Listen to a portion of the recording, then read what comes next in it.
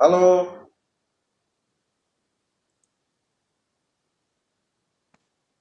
Afternoon sir. Good afternoon, good afternoon. चलो ये हम लोग चालू करें ये। सर अपनी मैं हाँ, अनऑफिशियल में डाल देता हूँ ताकि जल्दी जल्दी सब आ जाए। हाँ, डाल दो। यस डाल सर। दो। अभी अपन चालू कर देते हैं। अपनी वैसे भी यस। 2 क्लास छूट गई है पिछली। यस।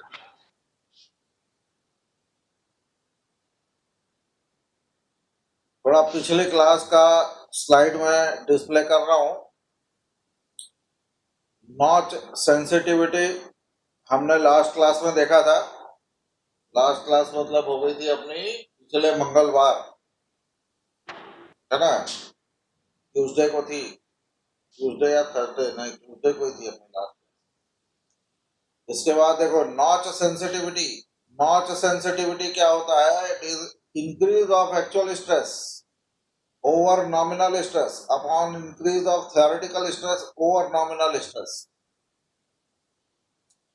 ठीक है। तो यहाँ पर क्या हो रहा है कि जो नॉच बनाते हैं, नॉच मतलब कोई स्क्रैच स्क्रैच टाइप का कुछ हो गया, ठीक, किसी मेटल प्लेट में या मेटल शाफ्ट में, तो उसमें क्या होता है कि वो पोर्शन सेंसिटिव हो जाता है ना? जो किनारा कट जाए या किनारा ना भी हो, कोई बीच का पोर्शन भी अगर हल्का सा क्रैक हो जाए तो टूटने का चांस तो वहीं बढ़ जाता है ना भाई। ये वही है ना? नॉच जहां बना, सेंसिटिविटी वहां बढ़ जाती है। ठीक है। तो नॉच सेंसिटिविटी जो है वो कैसे निकलेगा, उसके लिए थोड़ा सा देख लो।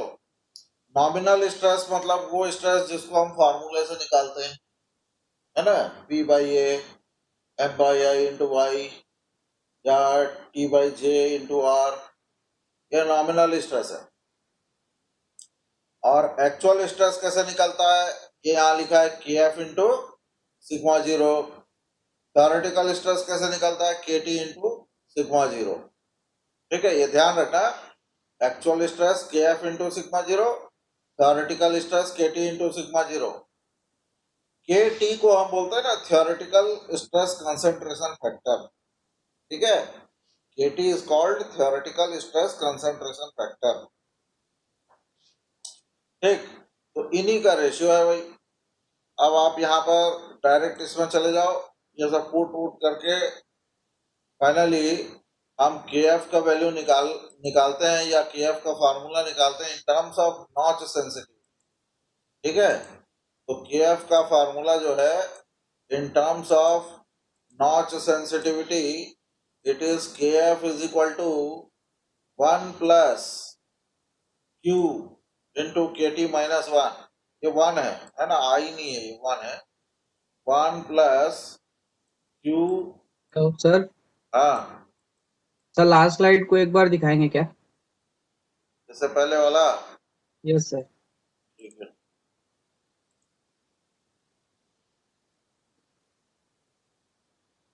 ये वाला। Yes sir. Okay sir. ठीक है। ये लास्ट का फार्मूला जो है ना, ये लास्ट का फार्मूला ही याद रख सकते हो आप। ये लास्ट का फार्मूला याद रखोगे तो ज्यादा अच्छा है। ये फार्मूला सिंपल सा फार्मूला है। क्या है? Q इज इक्वल टू के एफ माइनस वन अपॉन के टी माइनस वन। ठीक है। ये ज्यादा आसानी से याद भी रहता है ये। Q इज इक्वल टू के एफ माइनस वन अपॉन के टी माइनस वन। ठीक है ना? और इससे ये ओके। अपने को ये भी याद रहता है, एक्चुअल मतलब ऊपर के एफ है ना? के एफ है तो एक्चुअल है, और नीचे थ्योरेटिकल है तो यहाँ पर के टी है ना? तो ये वाला फॉर्मूला भी याद रह जाता है कि एक्चुअल अपॉन थ्योरेटिकल होता है करके, है ना? यहाँ लिखा है actual stress is K F और थ्योरेटिकल स्ट्रेस इज के टी। ठीक है। तो अब आगे चलते हैं अपन। आगे इसमें और कौन कौन से फैक्टर होते हैं देखो, ये तो ये कुछ नहीं है, ये मतलब कब Q0 होगा तो KF इज इक्वल टू 1 हो जाएगा, ये सब ऐसा है ना, ये इतना याद रखने की जरूरत नहीं है। अब आते हैं कि ये KF और KT और ये सब वैल्यू जो है, ये अगर अपने को दिया हो तो क्यू ग्राफ से कैसे देख सकते हैं, है ना। तो जो नॉच होता है ना, नॉच मतलब कट, है ना, तो कट होता है तो उसका रेडियस होगा, है। यू शेप जो नॉच होता है या राउंड शेप जो नॉच होता है उसका रेडियस होता है, और उस रेडियस को, वो रेडियस अगर आपको पता हो then you can find notch sensitivity factor from the graph, ठीक है, for different types of materials. तो यहाँ पर कुछ मटेरियल का ग्राफ में वैल्यू लिखा हुआ है, ये कॉमन इंजीनियरिंग मटेरियल जो है, जो मैक्सिमम टाइम यूज होते हैं, उनका दिया हुआ है, ठीक है। तो ये ग्राफ हम देखेंगे हमारे डाटा बुक में, ये ग्राफ है, डाटा बुक में। अभी डाटा बुक अपन खोलेंगे, जब यहाँ जरूरत होगी तब बताऊंगा मैं, तब हम पेज नंबर भी नोट कर लेंगे, ठीक। तो ये जस्ट ऐसे ही ऊपर से देख लो, ऐसा ग्राफ रहता है।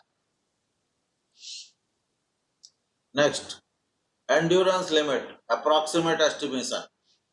अब ये यहाँ से ना थोड़ा समझने वाला काम चालू हो जाता है।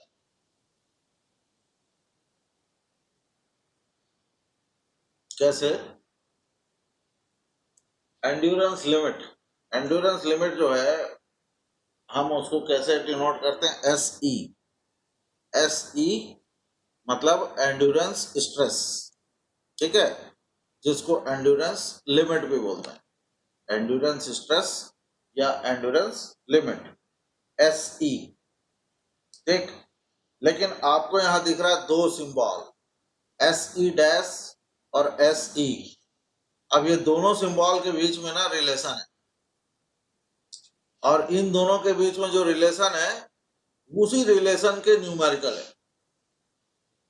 तो अब तुमको ये समझना है ये दोनों सिंबल है क्या चीज, ठीक। तो पहला सिंबल देखो, SE dash, SE dash is endurance limit stress for a rotating beam specimen.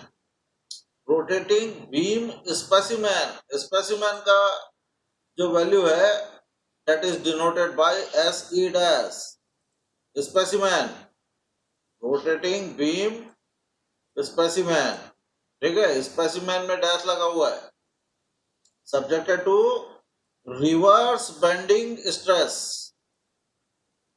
इसमें रिवर्स बेंडिंग लगना चाहिए, जैसे कि एक शाफ्ट होता है और शाफ्ट घूमता है तो उसमें रिवर्स बेंडिंग स्ट्रेस आता है, ठीक है। तो एक हमारे पास एक रोटेटिंग बीम है, रोटेटिंग बीम मतलब एक शाफ्ट है, ठीक है। शाफ्ट को ही तो रोटेट करोगे, और शाफ्ट जो होता है वो दोनों साइड से सिंपली सपोर्टेड होता है या फिर कैंटिलीवर फॉर्म में होता है, ठीक।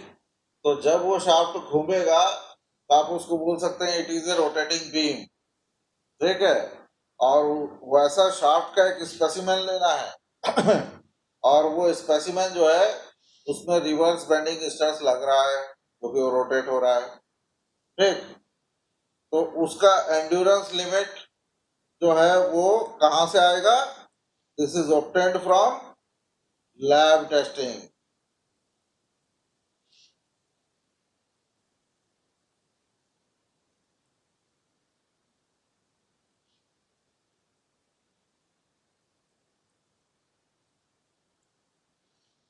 लैब, ठीक है। लैब में हम आप लैब टेस्टिंग से ये एंड्योरेंस लिमिट निकाल सकते हैं, और अदरवाइज इसका एसिड डैश का बहुत सारा और भी रिलेशन है। Endurance limit should be equal to 0.5 times of yield stress, ऐसा ऐसा कुछ कुछ है, अलग अलग मटेरियल के लिए अलग अलग है, वहां से भी निकाल सकते हैं, ठीक है। तो any how this is what, this is for ideal shaft, ठीक है। This is for ideal condition के लिए ये वैल्यू होती है, ठीक है। This is for ideal condition. अब अपन जाते हैं एसई। एसई क्या चीज है? Endurance limit stress. अगेन ये भी एंड्योरेंस लिमिट था, ये भी एंड्योरेंस लिमिट स्ट्रेस है, लेकिन ये स्पेसिमेन के लिए था। This is for a particular mechanical component, particular mechanical component. ठीक है, अब हम स्पेसिमेन नहीं ले रहे हैं, हम हर जगह खाली स्पेसिमेन से ही काम थोड़ी करते हैं, है ना। हमारे कंपोनेंट तो अलग अलग शेप के होते हैं, अलग अलग साइजेस के होते हैं, ठीक। और वो जो अलग अलग शेप और साइज के होते हैं कंपोनेंट, वो उन कंडीशंस पे भी काम नहीं करते जिन कंडीशन पे स्पेसिमेन को टेस्ट किया जाता है, ठीक है। तो there are various shape and size of components and various other factors which affect the working of a component, ठीक। Then again this is also subjected to reverse bending stress, ठीक है। This is also subjected to bending stress। अब हम एक काम करते हैं, this is ideal condition and this is real condition, ठीक है, this is real condition। अब how to relate ideal condition with real condition, ठीक है।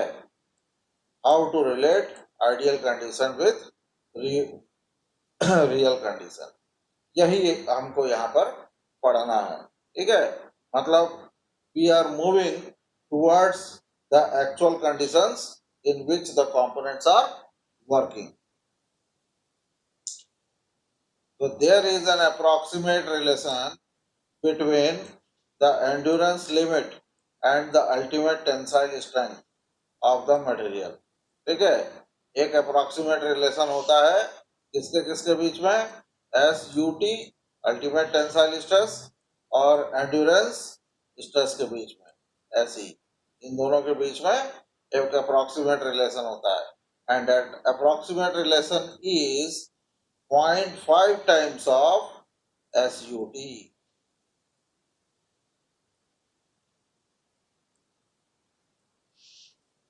ठीक है।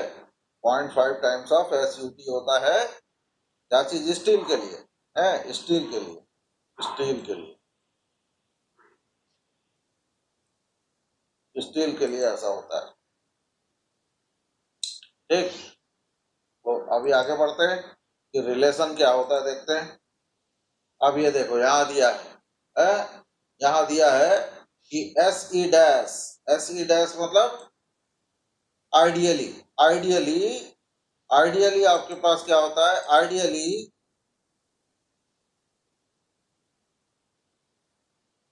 जो स्टील है उस स्टील का endurance strength ideally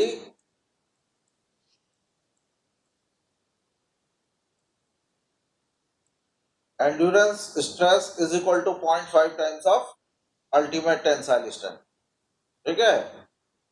cast iron और cast steel 0.4 times of endurance ultimate tensile strength, ठीक है। एल्यूमिनियम एलॉय का भी दिया है, ठीक है, लेकिन हम सबसे ज्यादा इसको यूज करेंगे, है ना, ये सबसे ज्यादा यूज होगा, ठीक। तो ये आपको याद रहना चाहिए कि this is always taken 0.5 times of S U T. Steel, steel जो न्यूमेरिकल है वो न्यूमेरिकल अधिकतर स्टील के ही है।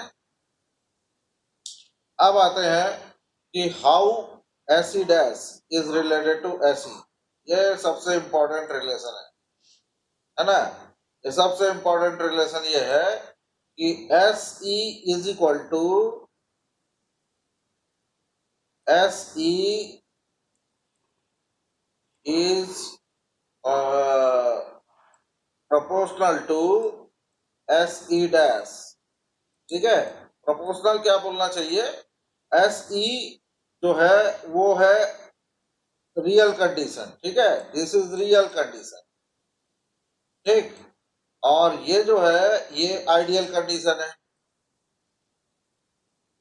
ठीक है। तो real condition is some times of ideal condition, ठीक है। मतलब इसमें कुछ कुछ फैक्टर अपने को कंसिडर करेंगे तो आइडियल जो है वो रियल में कन्वर्ट हो जाएगा। अब वो फैक्टर क्या है देखो, फैक्टर ये है कि जो स्पेसिमेन होता है उसका सरफेस फिनिश फैक्टर जो होता है वो 1 लेके चलते हैं, है ना, मतलब एकदम बेस्ट कंडीशन में। लेकिन जो मैकेनिकल कंपोनेंट बनाओगे वो जरूरी नहीं है कि वो उतना अच्छी कंडीशन में उसका सरफेस फिनिश हो, ठीक है। तो we have to consider surface finish that is denoted by K. दूसरा, जो स्पेसिमेन का साइज होता है अपने मैकेनिकल कंपोनेंट का साइज उससे अलग होगा, तो we have to consider size factor also. कि साइज में डिफरेंस होने की वजह से एंड्योरेंस लिमिट भी फर्क पड़ेगा, ठीक है। देन रिलायबिलिटी फैक्टर, अभी ये जो फार्मूला बना है this is based on 50% reliability, ठीक है ना। तो अभी ये रिलायबिलिटी क्या है क्या नहीं है वो उसको भी देखना पड़ेगा। रिलायबिलिटी मतलब क्या होता है? रिलायबिलिटी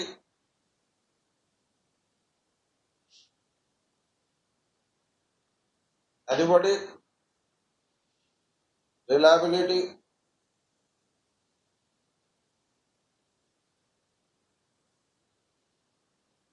रिलायबिलिटी मतलब होता है कि कितना भरोसेमंद है वो कंपोनेंट, ठीक है। मतलब अब आप उससे उस कंपोनेंट को कहीं फिट करते हैं तो उस कंपोनेंट पे आपको कितना भरोसा है कि वो कितने टाइम तक चल सकता है, ठीक है।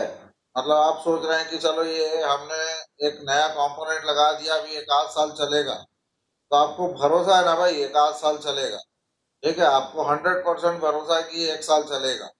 लेकिन अगर वो मान लो 1 साल नहीं चला, 10 महीने में फेल हो गया, तो आप बोलोगे यार 80% रिलायबिलिटी रहा इसका, है ना। हमने जितना सोचा उसका 80% ही चल पाया। इस तरीके से रिलायबिलिटी फैक्टर होता है, ठीक है। Then last is KD, modifying factor to account for stress concentration, है ना। ये केडी जो है ये मॉडिफाइंग फैक्टर कहलाता है। एक्चुअल में ये है this is equal to 1/kf, ठीक है। 1/kf, KD is actually 1/kf modifying factor, ठीक है। तो ये कुछ नहीं है, ये मतलब हमको फटीग फैक्टर लेके भी चलना है ना। KF is called fatigue stress concentration factor, ठीक है, या एक्चुअल स्ट्रेस कंसंट्रेशन फैक्टर, ठीक है। तो स्ट्रेस कंसंट्रेशन को भी लेके चलना है, ठीक। तो सरफेस फिनिश लिया, साइज लिया, रिलायबिलिटी लिया और स्ट्रेस कंसंट्रेशन फैक्टर लिया। इसके अलावा और बहुत से फैक्टर हैं, जैसे टेम्परेचर है, ठीक है। वो टेम्परेचर फैक्टर अभी हम यहाँ पर केटी लिख सकते हैं, ठीक। और एक आध फैक्टर और होता है, टेम्परेचर हो गया। लोड फैक्टर, लोड फैक्टर नहीं लिया, केएल लिख सकते हैं लोड फैक्टर, ठीक है। तो ये सब ऐसे बहुत सारे फैक्टर होते हैं, ये केवल 4 फैक्टर यहाँ पर लिखा हुआ है, केवल 4 लिखा हुआ है, और भी फैक्टर हैं। के लोड, है ना, this is called load factor.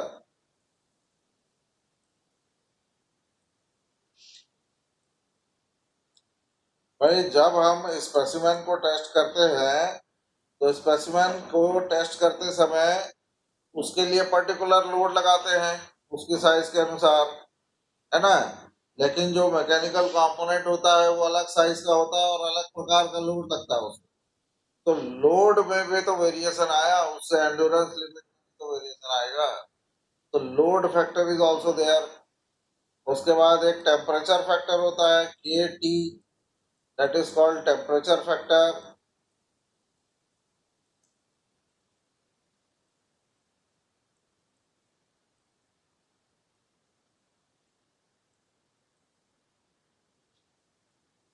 ठीक है। तो टेम्परेचर फैक्टर इज नेग्लिजिबल, ये जो है ना दिस इज नेग्लिजिबल।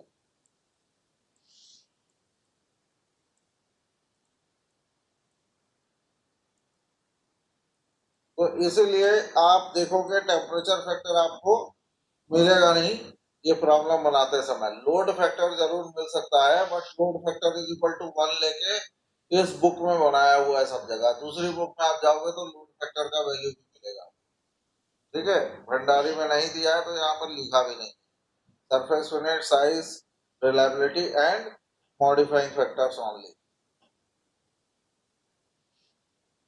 आगे बढ़े।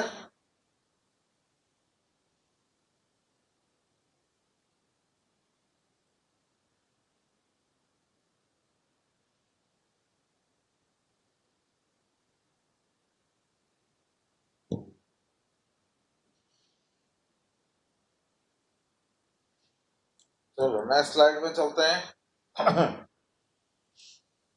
अब नेक्स्ट स्लाइड में यह है कि ये फैक्टर कैसे कैसे निकलता है, के बी के सी, ये सब कैसे निकलता है। ठीक है, तो देखो ये सबसे पहला ये ग्राफ बना हुआ है, के ए निकालने का ग्राफ है, सरफेस फिनिश फैक्टर। ठीक है, तो इसमें इसमें ये के ए यहाँ दिया हुआ है। मैं इसको ये ग्राफ को ऐसे ही रफली थोड़ा सा एक्सप्लेन कर दे रहा हूँ, ज्यादा कुछ नहीं है। ये जब हम क्वेश्चन बनाएंगे तब देखेंगे। ये देखो ये के ए निकला है, और इसके लिए आपको चाहिए क्या होता है, टेंसाइल स्ट्रेंथ चाहिए होता है, और मटेरियल का वर्किंग किस किस टाइप से मटेरियल को बनाया गया, हॉट रोल्ड है कि फोर्ज है कि मशीन्ड है ना, या वो पॉलिश कैसी है, उसकी ग्राउंड फिनिश कैसा है। ठीक है, मतलब उसकी सरफेस फिनिश कैसी है। फोर्जिंग में अलग सरफेस फिनिश आता है, हॉट रोलिंग में अलग आता है, कोल्ड ड्रॉन में अलग आता है, ग्राउंड में अलग आता है, और पॉलिश्ड सरफेस अलग होता है। पॉलिश्ड मतलब सुपर फिनिश। सुपर फिनिश में फैक्टर जो है दैट इज इक्वल टू 1। ठीक है, तो ये पॉलिश्ड पॉलिश्ड के लिए 1 है, पॉलिश्ड सरफेस के लिए 1 है। ठीक है, और एकदम रफ सरफेस के लिए 0 होता है। ठीक है, तो इस तरीके से सरफेस फिनिश फैक्टर हम देखेंगे। ठीक, नेक्स्ट साइज फैक्टर। अच्छा, ये टेबल भी दिया है, टेबल में value of coefficient A and B, ये हम देखेंगे बाद में। जब हमको फार्मूला लगाते हैं तब जरूरत होती है, ग्राफ से देखते हैं तो इसकी जरूरत नहीं होती। Then next is size factor. Size factor में क्या लिखा है जरा ध्यान देना। इसमें 7.5 mm से जब छोटा होता है, या the rotating beam specimen is small with 7.5 centimetre mm dia. अब अगर 7.5 से बड़ा हो जाए मशीन पार्ट, ठीक है, तो there is possible probability of flaw, मतलब there is probability of defects और एनी चेंजेस। ठीक है, तो अब इसकी वजह से हमको कंसिडर करना पड़ेगा साइज फैक्टर। ठीक है, तो size factor is denoted by के बी। ठीक, अब ये कहां से देखोगे, तो इसको देखने के लिए इसका भी ग्राफ है।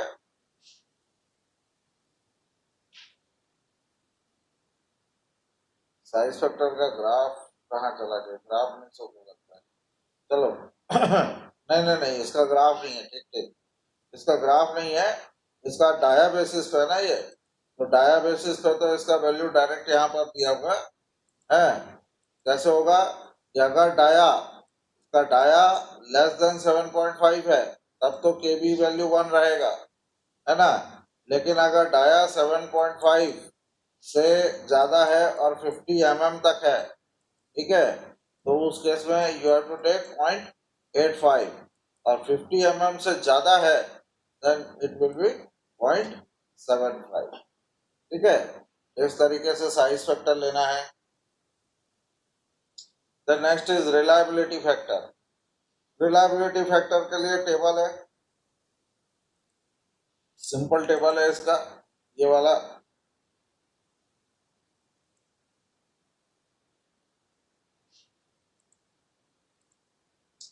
इस टेबल में दिया हुआ है, अगर कोई 50% रिलायबल है तो उसका फैक्टर जो है वो 1 है।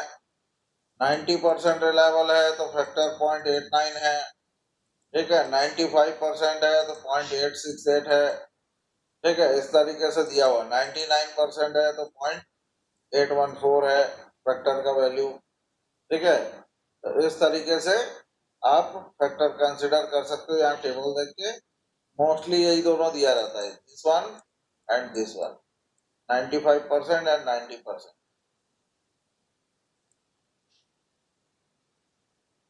ये नीचे लिखा है K D is equal to 1 by KF, KD is equal to 1 point, KF is modifying factor, ठीक है। एक फैक्टर और रह गया था ये मॉडिफाइंग फैक्टर, तो KD is equal to 1 point divided by KF, KD is equal to 1 by KF, ठीक। तो चारों फैक्टर हो गए। के ए ग्राफ से निकलता है, के बी साइज फैक्टर टेबल से निकलता है, के सी रिलायबिलिटी फैक्टर भी टेबल से निकलता है, और के डी फॉर्मूले से निकलता है, ठीक है। के एफ कहाँ से आएगा, तो के एफ का फॉर्मूला भी हमने देखा था ना, K F is equal to 1 plus notch sensitivity factor into K T minus 1, ये फॉर्मूला है के एफ निकालने का। और के एफ निकाल के यहाँ पर पुट करो, देन यू विल गेट के डी, ठीक है। तो इस तरीके से के डी निकाला जाता है। अब आ जाते हैं the endurance limit of a component subjected to fluctuating torsional shear stress. अगर शियर स्ट्रेस हो तो फिर कितना लिया जाता है ना, तो यहाँ पर भी 0.5 टाइम्स ही लिया जाता है। मैक्सिमम शियर स्ट्रेस थ्योरी के अकॉर्डिंग 0.5 टाइम्स लिया जाता है, और डिस्टॉर्शन एनर्जी थ्योरी लगाओगे तो 0.577 लिया जाता है, ठीक है। और एक्सियल लोडिंग के लिए 0.8 टाइम्स ऑफ ऐसे लिया जाता है। ये ध्यान रखना, एक्सियल लोडिंग के लिए 0.58 टाइम्स लिया जाता है, 0.8 टाइम्स लिया जाता है, ये वाला ध्यान रखना, ये वाला, ठीक है। एक्सियल लोडिंग होगा ना, तो उस केस में इट इज टेकन 0.8, ठीक।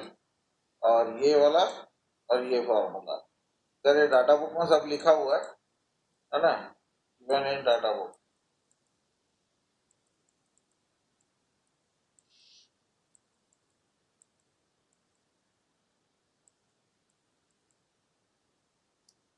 ठीक है।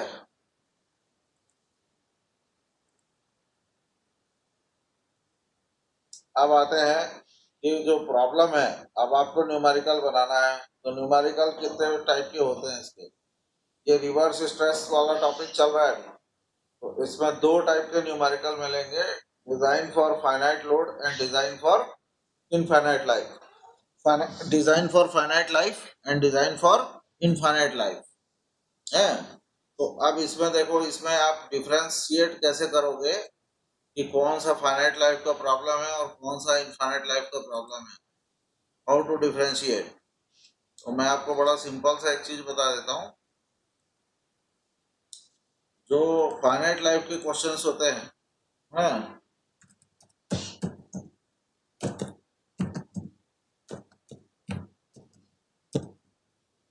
फाइनाइट लाइफ प्रॉब्लम्स, इसमें क्या होता है, इसमें life n is given or to be calculated using SN graph, ठीक है। ये SN ग्राफ का यूज करके इसको निकाला जाता है।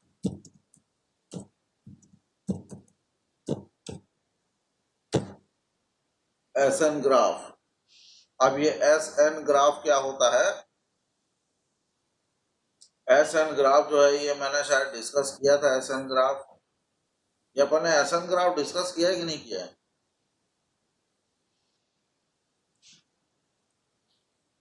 SN ग्राफ में एक लॉग लॉग ग्राफ है, ये लॉग लॉग ग्राफ है ना, लॉग लॉग ग्राफ है ये। इस लॉग लॉग ग्राफ में इधर ये S होता है, S मतलब स्ट्रेस, ठीक है, और इधर ये N होता है, ठीक है। और ये 3 से चालू होता है और 6 में खत्म होता है, ठीक।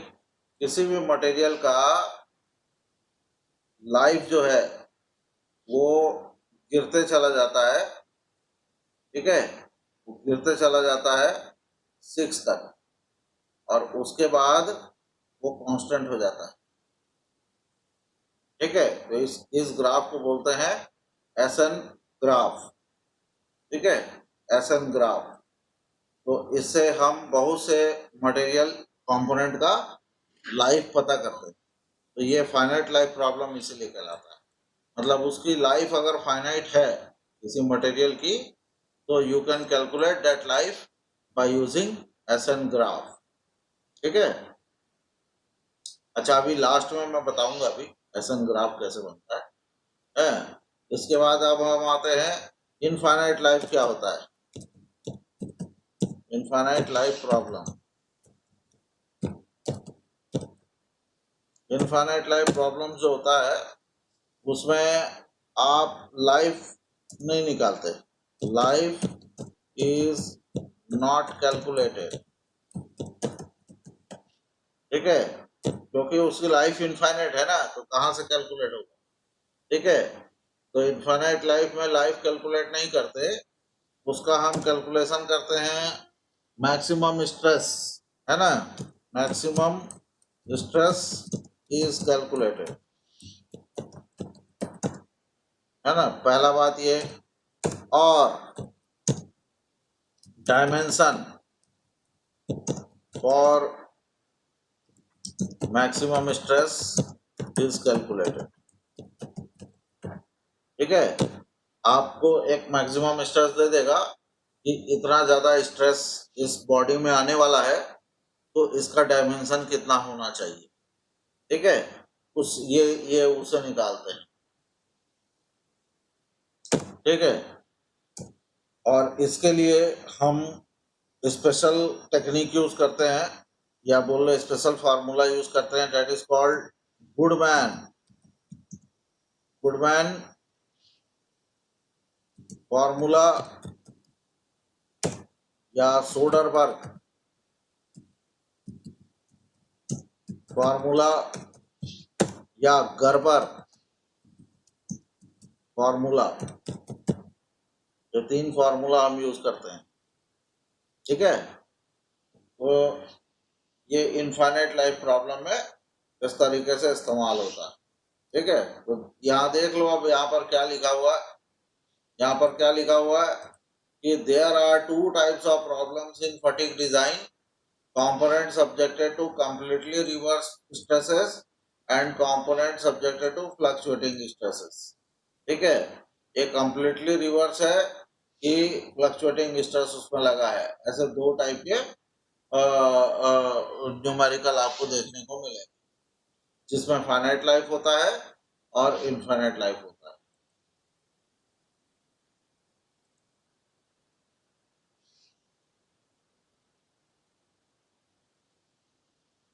अब ये कोई काम का नहीं है, फैक्टर ऑफ सेफ्टी दिया रहेगा तो क्या करना है वो लिखा है, तो आपको मालूम है कि मैक्सिमम स्ट्रेस दिया हो तो फैक्टर ऑफ सेफ्टी से डिवाइड कर दो।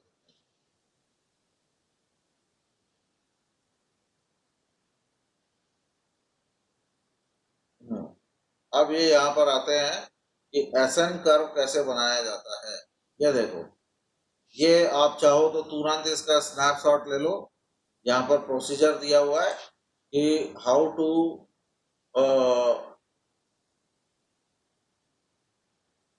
Make SN curve.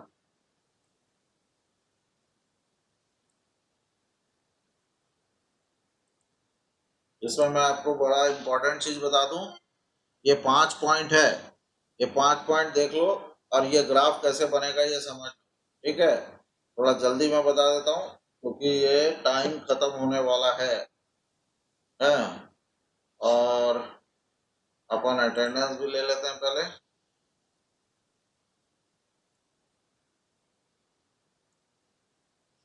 Attendance note कर लेता हूँ पहले।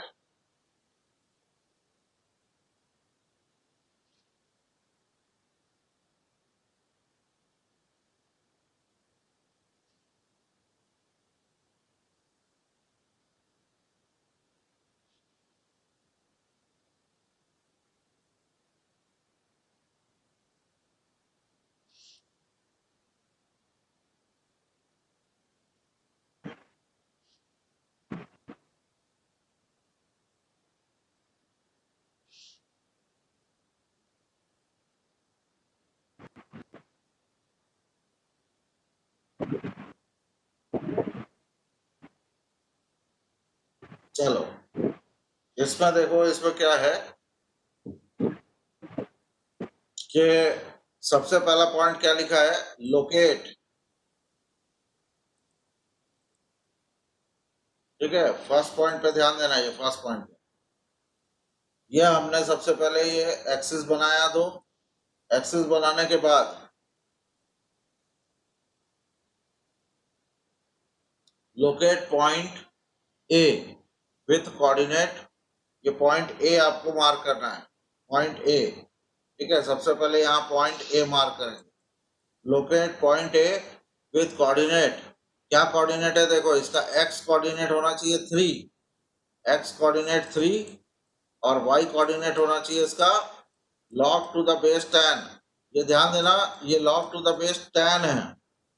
ठीक है, क्या चीज का, 0.9 टाइम्स ऑफ जो मटेरियल दिया होगा ना उसका एसयूटी दिया होगा, तो 0.9 टाइम्स ऑफ एसयूटी,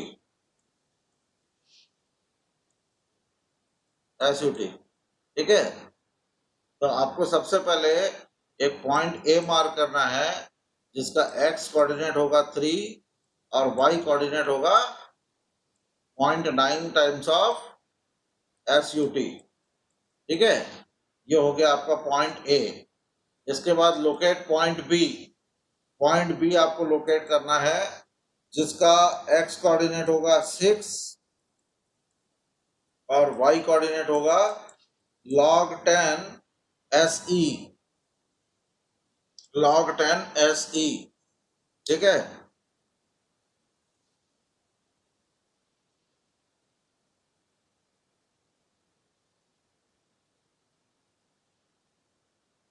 इसके बाद आ गया कि ज्वाइन ए टू बी।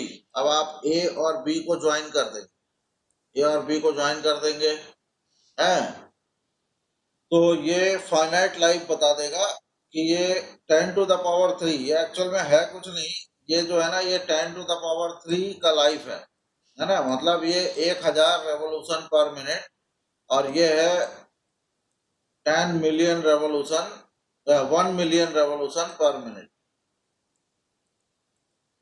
ठीक है, पर मिनट बोल रहा हूँ, पर मिनट नहीं, टोटल रेवोल्यूशन 1000 रेवोल्यूशन से लेके 1 मिलियन रेवोल्यूशन की लाइफ हो सकती है, मतलब इन दोनों के बीच में लाइफ हो सकती है किसी कंपोनेंट की। ठीक है,